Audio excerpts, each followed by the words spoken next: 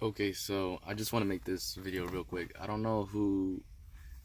So I was reading this article, man, by this guy named Charles Vitolo or whatever.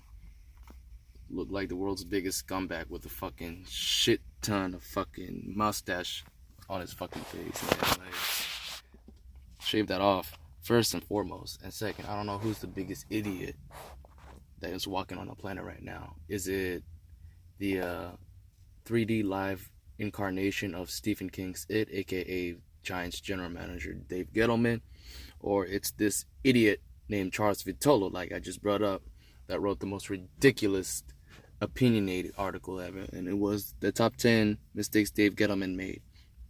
Now, he was trying to make an argument about how he said the biggest mistake Dave Gettleman made, I'm going to get into it, is taking Saquon Barkley at number 2. Um, to say that's the biggest mistake he made because he set the franchise back in 10 years for taking Barkley at 2, that's an overstretch. In fact, that's such an overstretch. I don't even think Mr. Fantastic could outstretch that. I'm being real with that.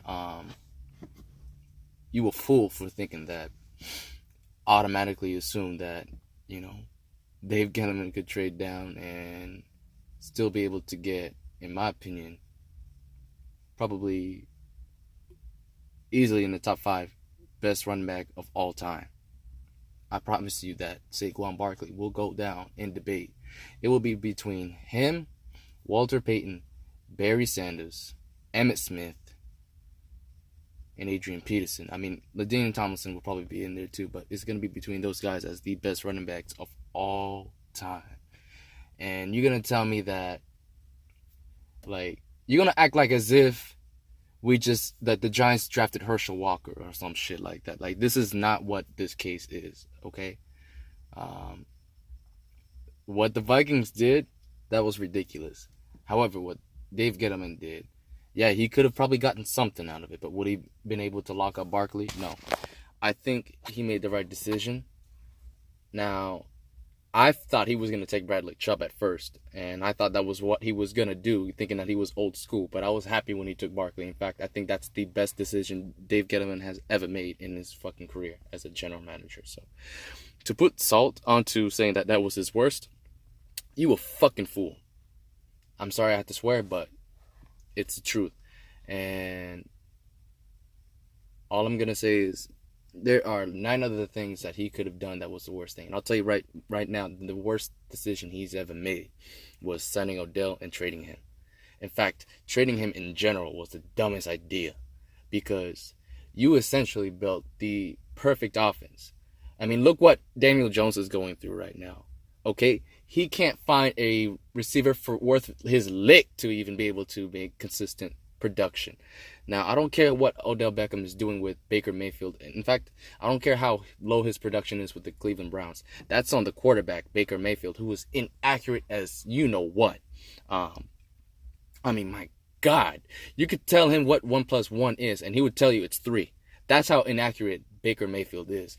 And, honestly, it's a waste, because it's like, everyone wants to talk about, I don't sign him to trade him. You trade what's the word I'm looking for? Like how you got this fancy ass car seat and you were waiting for like that beautiful car to get so that way you could put that car seat in there. And once you got that beautiful car, but like you got that messed up driver's seat, and you're like, oh shit, I just sold the ultimate driver's seat that I wanted to install in there. Essentially, that's what you did. You traded away Odell Beckham, who would have been the ultimate prize piece to help Daniel Jones flourish. And it's just so stupid. Like, you trade Odell Beckham, and 2 months later, you draft the future quarterback. The one thing that Odell had an issue in the first place. He got tired of playing with Eli Manning. And it's because Eli wasn't the same anymore. I hate to say it. I'm like the last of the people that felt that Eli still could play. I still believe that Eli could have played in 2019. I'm dead serious. But even I could tell in 2018 when I was watching, how many times has he missed a wide open Odell Beckham? Because you know why? It goes down between Eli Manning and Phillip Rivers for who has the worst decision-making skills of all quarterbacks. I mean, my God. Like, how do you throw to a third string tight end as your option when you know you need this touchdown or else this game is done? How do you not go to your best player? You got Barkley, you got Odell Beckham. If Daniel Jones had the 2018 Giants offense, I promise you that team would have made the playoffs. Laugh right now. But I promise you, at least they would have been able to make the playoffs because they would have been a threat. Daniel Jones can run the ball. He can throw the ball. But regardless, I still say that picking Daniel Jones at number 6, that's probably the second worst decision Dave Gettleman has ever made. And the reason why is because the argument that this asshole made about Barkley at number 1. It's not about who he took at number 6. It's about where he took him and how he handled that 2018. In fact, I could say the 2019 draft in general is probably the second worst decision Dave Gettleman has ever made. I mean, my God. How do you take... you already have 2 defensive tackle you took from the previous draft class, and not to mention you still kept Davin Tomlinson. In spite of you getting rid of all Reese picks, you still have him. What the hell? And then you draft Dexter Lawrence? And don't get me started on him adding Leonard Williams. That's 5 defensive linemen. Like 5 fat people to play defense for you. What the hell are you thinking? And you got no safeties. You let Landon Collins walk. They got no safeties. They got no linebackers. And don't give me that Ogletree bullshit. Okay? The one decent linebacker that they had playing for them was released by him not too long ago. I'm talking about the guy that... What was his name? Oh, I forgot his freaking name. He was a really good agile linebacker. In fact, he was playing pretty good for them. And, always struggled a little bit in coverage. But at the end of the day, though, he was athletically gifted. And he could have gotten better with that, But they let him go. I forgot his name. I can't believe it slipped my mind. But here's another thing I wanted to point out, too. This dumbass took 5 cornerbacks. 5! In one draft class. 5! I'm counting the dude they took from Central Michigan from last year with a 3rd-round compensation. You include him, that's 5. 5! And not one safety! The Julian Love transition don't count. Not at all. I'm so fucking mad. Because look at the players that I wanted. I'll show you my mock draft. In fact, I think I uploaded that. This idiot did not even consider taking one safety. A free safety at least. There were so many out there. Oh, God. I don't want to bring up the names. Because I literally, as soon as the 2019 draft, ended, I was done. I said I was done scouting. I don't even care. I literally dropped, so I don't remember shit. But I can promise you, if I do bring it up, I want to tell you at least 2 of those 3 safeties. I remember watching them. They were playing pretty damn good for their teams. One of them went to the Lions. I can tell you that. Free safety. I forgot his name. The other one got picked by... What was his... Oh, my God. The Chargers took the other one. That's right, the one who played for Delaware. That was my safety. That was the guy I wanted. Who was the other safety I wanted too? Oh, and don't get me started on receivers. Darius Slayton. Okay, he's pretty decent. He can make some plays. But I can promise you that there were definitely a lot better prospects that they could have taken instead of going for the 5th round. Like I said, you needed to step up and replace who you lost in Odell Beckham. We'll see how Darius Slayton keeps turning up. I'm still not a believer in him. Honestly, I got to see this dude really play lights out for me to really believe that he can be the guy. I want him to be the one that proves me wrong. Hey, I'm fine with that. But I'm not too sure about that. Dexter Lawrence, I'm going to go back to that. You take a fucking fat-ass defensive tackle at 17th overall. That's ridiculous. I wouldn't have even taken him with the 2nd-round pick. Not even. Dexter Lawrence. When you could have gotten yourself a pass rusher, if you would have been smart and waited, or you could have got yourself an offensive tackle since you did shell all that money out to Nate Solder. Um, you could have definitely got one of those linebackers, especially the one that I probably would have definitely taken at 6.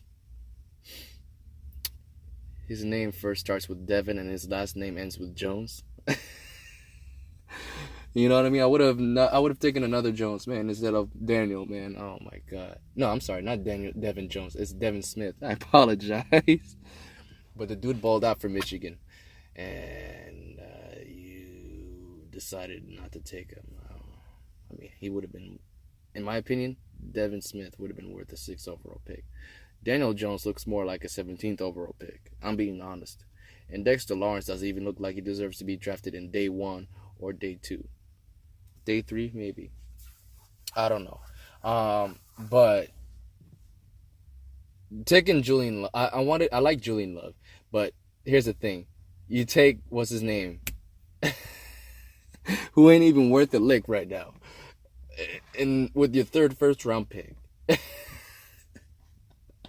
And he's getting torched day in and day out. I don't give a shit if it's his rookie year. Mind you guys, I want you to know, I'm roasting the fact that he took 5 cornerbacks when really none of them, maybe with the exception of Julian Love, is playing pretty good. So I did like Julian Love. I'll give him that. Taking him was pretty cool, especially where he was taken was a steal. I thought Julian Love was going to be a 2nd rounder. But mind you, they traded Eli Apple for a 4th round pick. So you gave up Eli Apple for Corey Ballentine. And I know Corey Ballentine was a 6th round pick, but just keep that in mind. I'm not sure that was worth it. Or even better, the fool that they took with the 3rd first round pick. Tell me, do you think he's a better player right now than Eli Apple? Maybe down the road he might get better, but I'm not a believer. I'm not. But still though, it doesn't matter if he's going to be great or not. You took 5 cornerbacks. That's inexcusable. You don't waste 5 picks on a quarterback. No. If you would have done this on the offensive line, maybe that would have made sense. Because you do need 5 positions. You need 2 guards. You need 2 tackles. And you need a center. That's the only time I could believe spending 5 draft picks on a certain position line makes sense. I'm sorry. You don't spend 5 draft picks on a cornerback. I don't care if you have no cornerbacks on your damn team. You don't need 5 cornerbacks. What you could do is get maybe 2 at the most, get 2 pass rushes, and guess what? 2 and 2 will go together and give you 4 studs. Why? I'll tell you why. You get yourself a guy that can play like OC. Get yourself a guy that can play like Strahan or even Tuck. It don't matter.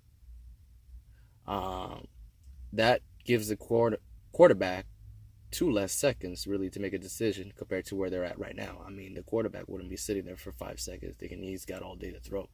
Not to mention you got 2 stud cornerbacks. That's all you need to shut down their top 2 receivers. You give those cornerbacks 3 seconds, they'll get the job done. Pass rushers will definitely make sure they don't have to spend any more than that. That's how it works. You know what I mean? You don't just invest in, like, put your eggs in one basket. You put it everywhere. And that's where Dave Gettleman is a nincompoop. He's an idiot. And this Chris guy, I mean... oh, my God. He's criticized. He's getting mad about the Leonard Williams trade. Like, fool. That's not even... That's like scratching the surface on how bad this dude has been as a general manager. Everything that you mentioned in the bottom 5, you're an idiot. That should be in the top 5. Completely. With Odell Beckham number 1. Okay? Odell Beckham trade is number 1 in my book, and that really made me lose faith in Dave Gettleman as a Giants fan. Number 2, like I said, was mismanaging the 2019 draft class. I'm not going to put it on Daniel Jones' shoulder, but he should have never been the 6th overall pick. And Dexter Williams should have never even been picked in the 1st round in general. And don't even get me started on that trade up. That was ridiculous. They should have never even had 3 first-round picks. What the hell? 2 was fine. Well, then again, if they didn't trade Odell, maybe it would have been 1. But I'm fine with that. I'm fine with sitting back and you know, who knows? Maybe they get a quarterback this year since they already stink in the first place. You know, you got Tua who's available. You could have had him with this year's first round pick. So honestly, not trading Odell, keeping him on the roster, not taking Daniel Jones at 6. Fuck it. I mean, they could have when they drafted Saquon Barkley instead of taking Will Hernandez. I mean, why didn't you trade up? Trade up and drafted Lamar Jackson. Oh, I'm telling you, this guy's a fucking clown. You know what I mean? Like, Lamar Jackson was there for the taking. I mean, you could have not taken Will Hernandez. Yeah, Will Hernandez is going to be a stud player. But you could have traded up and got your future quarterback to pair with your future running back. So everyone that's talking about Saquon Barkley, especially this idiot Vitolo guy, shut the hell up. He could have gambled, got that together with Odell Beckham. Your offense would have been set. Lamar Jackson can make guys miss left and right. And all it would have taken was one solid draft class of two. I mean, they could have even got a guard later down in that 2018 draft class. So, you know what I mean? Like, you got the center, Jalapio. He's solid. I haven't really been following the Giants. They've been so much of a disgrace, I don't even watch them.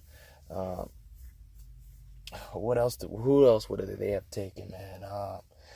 You could have definitely got yourself a tackle this year. You know, the guy that the Eagles took, I mean, I think he's going to be pretty good. Coming from Washington State, Andre Dillard. I think he's going to be a solid tackle. You could have gotten him instead of letting the Eagles find a stud replacement to cover already the guy that they already have in Jason Peters. Like, now they're going to be set for left tackle for another 10 years. Like, fuck those birds. You know what I mean? Like, you could have gotten him to protect Lamar Jackson's blind side. Or wait, Lamar Jackson's left-handed, ain't he? I don't remember. I think he's right-handed, but if he's right-handed, you got Andre Dillard to protect his blind side, and that's it. You set. And, of course, like I said, interior. You give the interiors, you know, some push. I get the Will Hernandez would have definitely made that cause, but there were some good guards that was available in free agency as well, too. So, you know what I mean? Like, you could have taken a hit here or there. Now, trading for what that guy from the Browns for Olivia Vernon, I think that would have been that's a good move. Kevin Zeitler. I don't know if I don't think anyone's really been talking, you know, boastingly proud about him. I don't think he's doing well, but I don't think he's doing bad either. Either way, though, Zeitler, you got Jalapio. I mean, another guard and a blindside tackle. I mean, you could have lived with, you know, a porous right tackle. Because at least Lamar Jackson would have seen that and would have been able to make his way out. But you know what I mean? Like, yeah, just think about that for a second. They could have traded up and got Lamar Jackson instead of the Ravens getting him. You know, so. But either way, if they didn't get Lamar Jackson, they could have waited for Tua. And, you know, I don't care about that injury. I believe in the character of a player. I think anyone can be strong enough and get from it. So, yeah, you could say it's a risk. But at the end of the day, I mean, I'm just saying that's if they don't get Daniel Jones, you know, to them in the second round. Maybe Daniel Jones gets picked by the Redskins. You never know. But I'm saying that I wouldn't have taken Daniel Jones at 6. I know when I saw that draft pick, I was in the Starbucks. I got my ass up. I walked to my fucking car and just screamed my fucking lungs. Cursed the man's name for the rest of his life. All I can say is this, because I'm already 19 minutes in.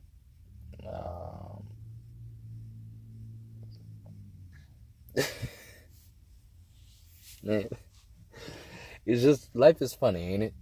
You know, you think you got everything figured out. I feel bad for John Mara, though. I think he really was, and I didn't blame him when he first signed Dave Gettleman. I mean, I thought, wow, after he was having a great draft class, I thought he was good with the Panthers. Hey, you're not alone, John. He had me fooled too. I really thought he was going to be something good. And I wasn't, and here's the thing, I wanted, what's his name, Louis Riddick as well. But I felt like, I trusted John's decision. I felt like he made the right decision with getting Gettleman. I still believe, I still stand by John. Like, I felt the same way he felt too. And you know what? I'm just as fooled as you are. So I don't really put this on John at all. The man was just trying to make the team better. I mean, the only thing I've ever had against John was letting Coughlin go too early, you know? I mean, I think he should have kept Coughlin for one more year, see if he could have done something with Reese's last chance of, free agency spending. I think he would have made that team a lot better than what that fool Mika Fool did. I mean, in his $1 special offensive line play card. But anyways though, I know for a fact if John Mara gave me a call, I'm sorry, did I botch your last name, John Mara? I apologize, sir. If he would have gave me a call and had me as GM, I promise you, I would give that team a dynasty within a decade. I promise you that, at least 4 Super Bowls within 10 years, easily. I would do the anti-Buffalo Bills and do that. It's still possible. I can make it happen, but I promise you this, though. Dave Gettleman needs to get out. And because the dude's overpowered. He doesn't know what the hell he's doing. If he wants to be a scout, I don't mind doing that. Let him scout the offensive line, man. Find some good pieces. All I know is that he needs to stop picking defensive line players. He's already had enough trading for Leonard Williams crosses the line. I mean, it's beyond cross the line. I think taking Dexter Lawrence crossed the line for me. And the cornerbacks, I mean, my God, the dude. So you got a bunch of cornerbacks, a bunch of defensive tackles, essentially. That's how I see it. A bunch of defensive tackles and very spare offensive line help at all. And I feel bad for Barkley, bro. 100%. Saquon Barkley should be considered, I think, in my opinion, he's already, in my mind, the best running back in NFL history. Just coming in with the talent that he has and what he's capable of doing. I feel bad for him. Like, he has to go through this. Essentially, he's going through what his predecessor, Barry Sanders, had to go through with the Detroit Lions. I'm hoping that I get the chance sooner than later and I could actually make sure you don't go through what he had to go through. Because I promise you, I'll make sure when your career ends, you got at least 4 Super Bowl rings on your fist. Like this, my man. All right? Keep your left hand clean. You got to keep that marriage finger clean. You know what I mean? But other than that, yeah. And I would definitely, I don't care what anyone says, I would bring Odell back. 100%. His career should have never left Big Blue in the first place. It should have ended in Big Blue as it started with. And I'll make sure that he can finally come back home and ball out like the way he can, because I know that dude is humble as hell. I don't care what anyone says. The dude wants to win, and you know what? I say everyone's got a personality. You know, we all want to shine and do our thing. So what? He wants to go roll out on the watch. I mean, fuck it. If that's how Odell is, that's how Odell is. I think everyone just puts a lot of pressure on him, and it's because people see him as Jerry Rice 2.0, and really that's all it is. We all put a lot of pressure on Odell for that. I get even on him, like the dog pissing thing. I was like, what the hell are you doing? Even I was like that. But I know Odell loves to be eccentric. He loves to be wild, and that's just how his personality is. And at the end of the day, I got no problem with it. I just feel like he just needs love, man. Like, that's all it is. I feel like if he had people that really supported him and love him on the sideline there to, pretty much help, catch him when he feels like he's about to slip, I think that's what he needs, because that's what everyone's hoping for. Everyone's been throwing banana slips at him, making sure to see if he slips or not. Like, pure hatred and evil, man. That's all I see. And, I get it. Odell Beckham's not an angel. He's not perfect. But that's too much, y'all. Like, he don't even try to do nothing bad, man. I don't see a bad dude at all in him. I see a humble kid that just really wants to live life and, enjoy it, man. And I see nothing wrong with that. He don't want to harm nobody. He just wants to live life. I mean, he ain't out here killing nobody. So I think that's blasphemous. I think to trade him because of one interview, really, that I think, it was ill-planned, especially when you got Lil Wayne next to you. That's definitely a big no-no. No one's going to take you serious when you got that fool on set with you. I get it, though.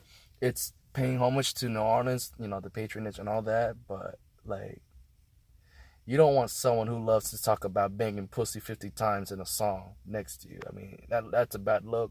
But I get it. It's New Orleans, home pump, paying homage to home. I just think that interview Unfortunately, there's a lot of ignorant people out here. You can't really push them away. It is what it is. And they're gonna do everything they can to pretty much turn it against you. So yeah, you could say you were frustrated, you were upset, um, and I'm pretty sure Mr. Morrow really wanted you to keep that inside closed doors. What can I say, Odell? I mean, yeah, I don't have anything against you. In fact, I respect you for that because you're being honest. You're not putting up with it just to say, hey, I'm putting up. You being honest and truthful, and that's why I rock with Odell all the way to the end. That's why I know for a fact I want him to be the receiver on the team that I manage. Because I know for a fact I can always depend on him to do his best to help the team win the games. He's not going to quit on you halfway thinking like there's no point of playing anymore like Jalen Ramsey will. Odell is a dude that gives you 110 all the way. Okay? And if he's not playing 100%, it's because something's hurting him in his heart and he's not feeling right. You know, he's not trying to think investly right. Trust me. There's a complete difference between the two. But like I said, all Odell needs is a wake up call to know that he ain't out here walking alone and that he's got people that love him and back him up. I'm pretty sure he has that, but just to feel like he's got that on the field with him. Because at the end of the day, if you got young kids out here, you feel like you got to be a big brother too. That ain't gonna help out. You need someone to be there on the side with you like a homie. And I get it. And you know the Jarvis Landry pick. I mean, look, Jarvis is on his own planet. Like he's beyond. He's moved on from that friendship with Odell. And if you can't see that, he's already walking around like he's the number one guy. So you could tell like Landry ain't really about being 1A, 1B with Odell. He's all about I'm 1A and that's it. So I think Odell needs. I think that's where he feels like he's displaced right now. I could tell. You know that ain't his fault, and it ain't Landry. You know Jarvis's fault. It's just these two men are just like the team's too big for both of them to really exist on the on the same platform right now. They both need to be going against each other on different teams. You know what I mean? Like the college days, that's the fun days, but they both grown ass men. You know what I mean? Like they both gotta help carry their own team. It's like, would you expect two grown ass men to take care of the same woman and kids? Like, no, you would expect to be one man doing that and the other man having his own family. It's like that. Look at it that way when it comes to the teams that they would carry. Like Odell needs to have his own team to carry on his back. Jarvis already got Cleveland. You know what I mean? It don't make no sense. Like I said, Gettleman was trading him to be spiting him. That's all it was, really.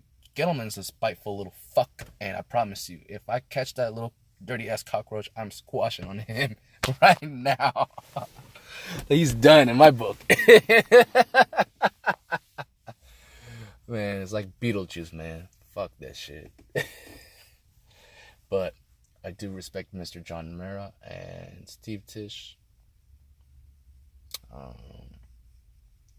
I don't know if I do support a guy that definitely has a Hollywood mind and was trying to be supportive of a dude that basically was raping like innocent females that were forced to do such things, you know, illegally. But with that being said, though, it's not like you did it yourself, so hopefully you didn't. But anyways, Tish, you're cool. It's whatever.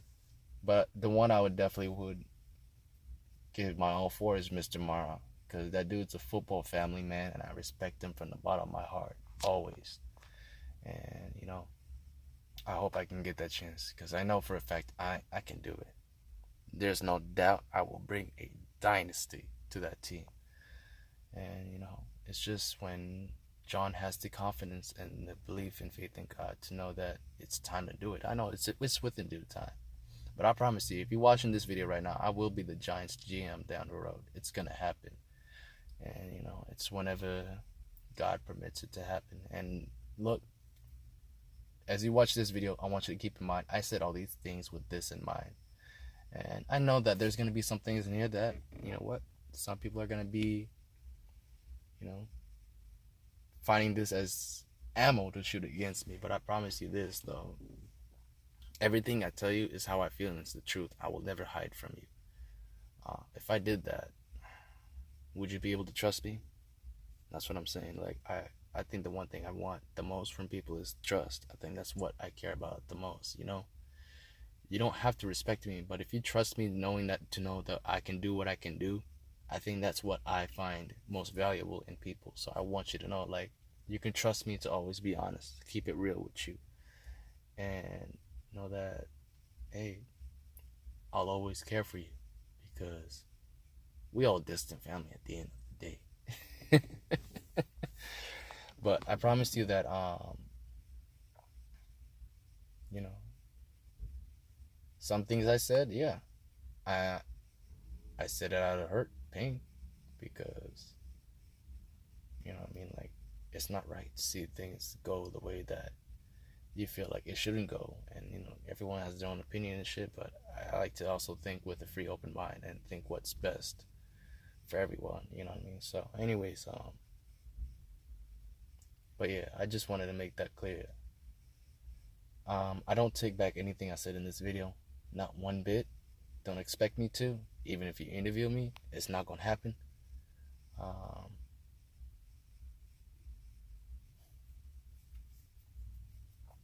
but know this: everything I will do from the point that I become hired, or I don the big blue colors, it will be always for the best interest for the team. But if you ever always want to know how I really feel, well, here's this video for you. I'm playing. But I kind of want to give this out there. Just put it out. Because this is, like I said, this is an honest video. And this is how I feel. And it's not that I can't be honest when I do the job. It's just, I'm going to be too focused on that to really focus on other things. So I want you to know that this is me just getting all those, future burning questions that you might want to ask out the window with this video. And if you still are puzzled and you still got questions for me, then all I'm going to tell you is go back and watch the video. I'm serious. That's all I'm going to say. Go back and watch the video. Next question. But yeah, as far as clarifying anything, I think I need to make this very simple. I think Gettleman is an idiot. I think Odell Beckham needs to be a giant forever, and people really do underestimate and take him for granted. Saquon Barkley will be, as well as Odell, will be the best player in their respective position in all time in NFL history. And John Mara is a very, very honorable man, and I will definitely be honored and be happy to work for him. That's all you need to know. And I love my wife. Deuces.